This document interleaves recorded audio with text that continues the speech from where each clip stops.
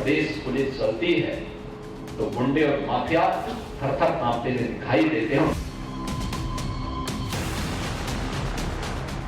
बेबाक, बेलौस और बेधड़क बोलने के लिए विख्यात वो सत्तासीन योगी जो अपने आक्रामक अंदाज से सियासत में नई लकीर खींचने के लिए विख्यात हैं। समर्थकों के सामने खड़े होकर तल्ख शब्दों में सियासी शत्रुओं पर बेहिसाब चोट करने वाले वो भगवाधारी मुख्यमंत्री जिसमें चुनावी हवा का रुख बदलने की क्षमता है। भगवा पार्टी के कोर एजेंडे की धुरी पर चुनाव में नैरेटिव सेट करने वाले वो नेता जिसके बयान पर सियासी सेंसेक्स ऊपर नीचे करता है। चुनाव के बीच वो योगी आदित्यनाथ मराठा लैंड पर ट्रेंड कर रहे हैं। महाराष्ट्र के चुनाव में यूपी के मुख्यमंत्री की जबरदस्त मांग है। जानकारी हमें बीजेपी से मिल गई है, उसके मुताबिक स्टार कैंपेनर्स की लिस्ट में योगी आदित्यनाथ की सबसे ज्यादा डिमांड है। जितने भी जो उम्मीदवार हैं उनकी पहली पसंद योगी आदित्यनाथ हैं। उत्तर प्रदेश के मुख्यमंत्री वो चाहते हैं कि योगी जो हैं वो उनके चुनाव क्षेत्र में आए और उनके लिए प्रचार करें, रैलियां संबोधित करें, जनसभा लें, लोगों से संवाद करें। इतने उम्मीदवारों का नाम का ऐलान कर दिया गया। उनमें से ज्यादातर जो उम्मीदवार हैं वो बीजेपी महाराष्ट्र कार्यालय में अपनी गुजारिश कर रहे हैं, अपनी रिक्वेस्ट पेश कर रहे हैं और इसके बाद में उनकी जो रिक्वेस्ट है वो दिल्ली की जो कमेटी है उसके सामने रखी जाएगी। दिल्ली की कमेटी इसके बाद योगी आदित्यनाथ के कार्यालय के साथ मिलकर उनका शेड्यूल बनाएगी और अपॉइंटमेंट्स जो है वो तय होंगे और उसके बाद में योगी आदित्यनाथ जो है वो महाराष्ट्र में आएंगे और महाराष्ट्र के अलग अलग इलाकों में, मुंबई में वो कई सारी रैलियों को, कई सारी सभाओं को धुआंधार अंदाज में, T20 अंदाज में जो है संबोधित कर सकते हैं। सिर्फ बीजेपी उम्मीदवारों की पहली पसंद नहीं बल्कि जानकारी ये मिल गई कि चाहे गठबंधन में उनकी जो सहयोगी दल है, शिंदे की शिवसेना हो या अजीत पवार की एनसीपी हो, वे भी चाहते हैं कि अगर मौका मिले तो योगी आदित्यनाथ उनके चुनाव क्षेत्र में आके भी प्रचार करें। तीन बड़ी पार्टियां महाराष्ट्र में सत्तासीन हैं।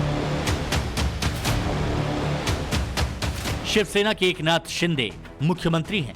एनसीपी के अजीत पवार डेप्यूटी सीएम हैं। बीजेपी के देवेंद्र फडणवीस उप मुख्यमंत्री भी हैं और पूर्व मुख्यमंत्री भी। गडकरी महाराष्ट्र के हैं। राष्ट्रीय स्वयंसेवक संघ का मुख्यालय महाराष्ट्र में है।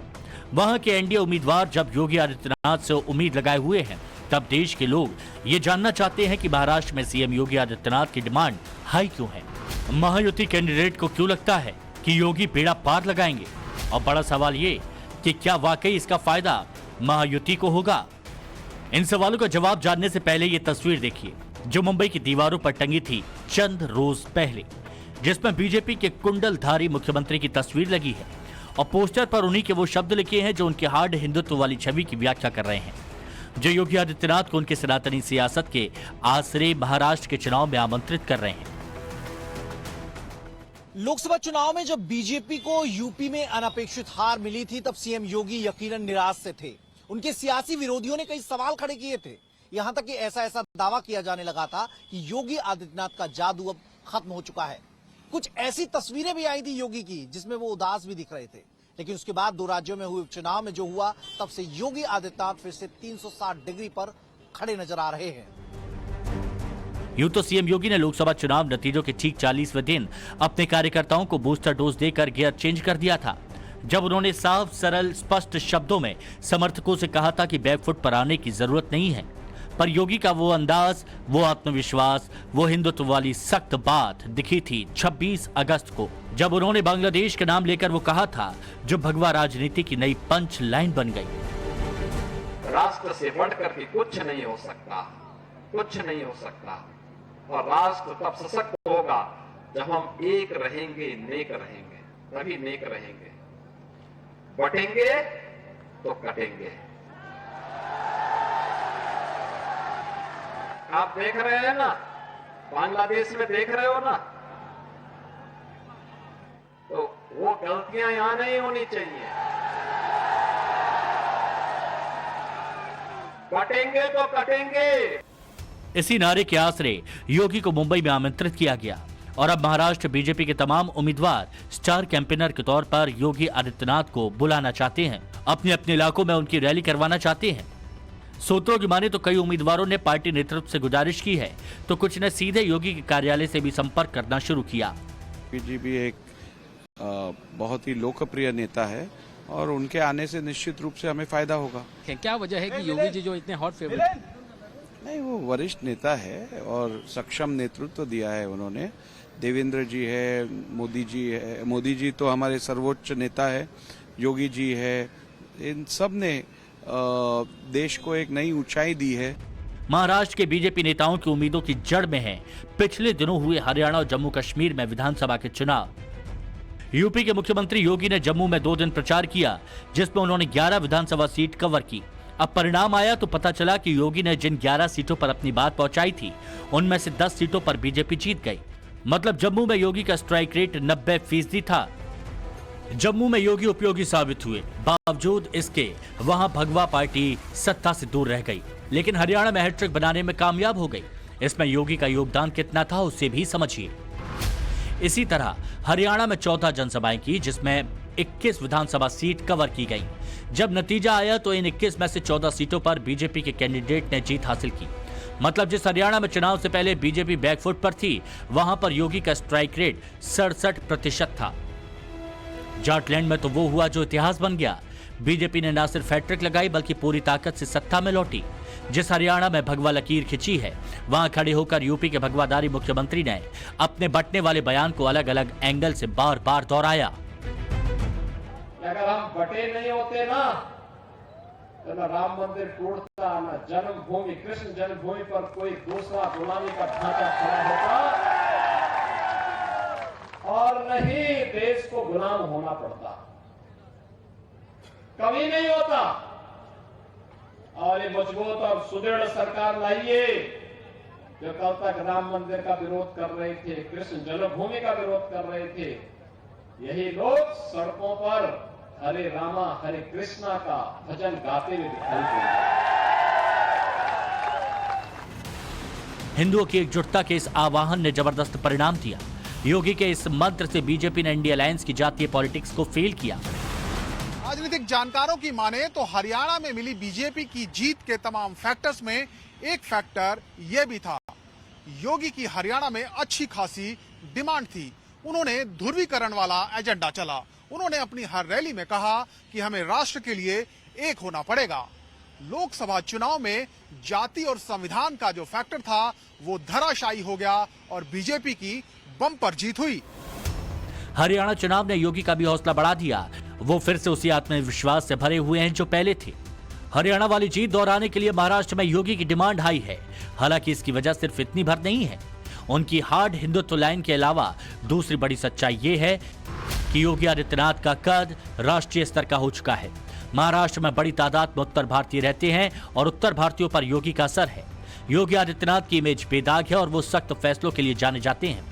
योगी की एंटी माफिया छवि भी काफी लोकप्रिय है। जीरो टॉलरेंस क्या होती है, उत्तर प्रदेश की कानून व्यवस्था और माफिया के खिलाफ की गई कार्रवाई उसका एक उदाहरण आपके सामने हो सकता है। उसके लिए पता नहीं क्या हो सकता है, किस स्तर पर जाकर के कार्रवाई थी।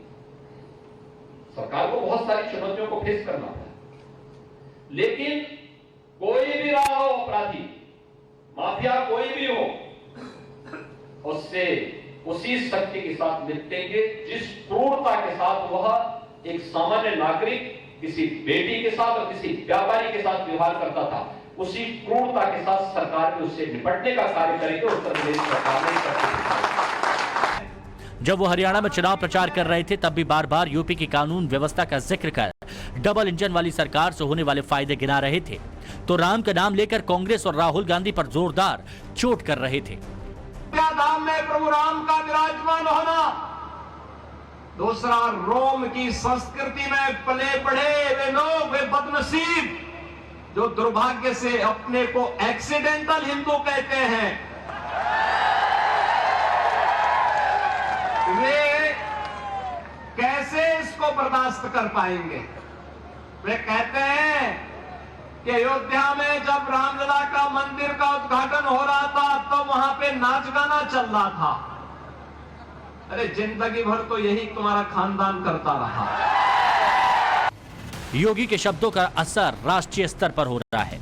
एक बड़ी आबादी है जो उनके दीवानी है और यही वजह है कि बीजेपी के तमाम नेता योगी आदित्यनाथ की ओर देख रहे हैं। बहुत सारे लोगों की मांग है।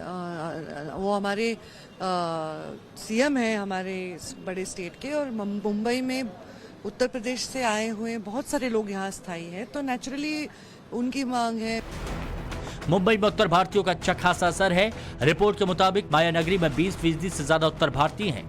मलाड, कांदिवली, भांडुप, मुलुंड, घाटकोपर, भाईखला और चैम्बूर जैसे इलाकों में यूपी, बिहार, झारखंड जैसे राज्यों के लोग बड़ी तादाद में रहते हैं और यही वजह है कि अभी से बीजेपी ने उत्तर प्रदेश और दूसरे बीजेपी शासित राज्यों के अपने विधायकों, सांसदों और नेताओं को महाराष्ट्र में चुनाव प्रचार के लिए उतारा ताकि वो प्रवासी उत्तर भारतीयों को गोलबंद कर सकें। आगे वहां के कैंडिडेट योगी की राह ताक रहे हैं। दूसरी सच्चाई ये भी है कि मुंबई में रहने वाले मुसलमानों की कुल आबादी का 70% हिस्सा उत्तर भारतीय है और ये सभी कांग्रेस और समाजवादी पार्टी के कट्टर समर्थक माने जाते हैं। आगामी विधानसभा चुनाव में ये सभी इंडी गठबंधन के लिए बेहद अहम साबित हो सकते हैं। तो ऐसे में हिंदुओं को गोलबंद करने के लिए योगी आदित्यनाथ बेहद अहम साबित होने वाले हैं। यही वजह भी हो सकती है कि महाराष्ट्र में योगी आदित्यनाथ की डिमांड हाई है। हालांकि इंडी गठबंधन के नेताओं को यकीन है कि योगी के महाराष्ट्र आने से कोई फायदा नहीं है। महाराष्ट्र में आकर बाबा जी क्या करेंगे, मुझे बताइए आप। बाबा जी तो हर जगह जाते हैं। बाबा जी तो अपने खुद के उत्तर प्रदेश में अपनी पार्टी को नहीं बचा पाए लोकसभा में। अपने खुद के उत्तर प्रदेश में ऐसी सीटें हैं, अयोध्या नहीं बचा पाए, चित्रकूट नहीं बचा पाए। अब देखिए ना, तो बाबा जी महाराष्ट्र में आकर क्या करेंगे? आने दो, भड़काऊ भाषण करेंगे, दंगे भड़काने की कोशिश करेंगे। लोकसभा चुनाव के दौरान भी योगी आदित्यनाथ ने बड़ी तादाद में मुंबई में चुनावी रैलियां की थी। हालांकि तब बीजेपी को बहुत ज्यादा फायदा नहीं हुआ था, लेकिन इसके बाद 5 महीने में गंगा से लेकर गोदावरी तक में बहुत पानी बह चुका है। सीएम योगी की नई थ्योरी हरियाणा और जम्मू तक, या कहिए कि राष्ट्रीय राजनीति में लकीर खींच रही है। ऐसे में जब योगी को बुलाने की होड़ मची है मराठी नेताओं के बीच, तब देखना दिलचस्प होगा कि इसके नतीजे कैसे होंगे। Bureau report, times now Bharat.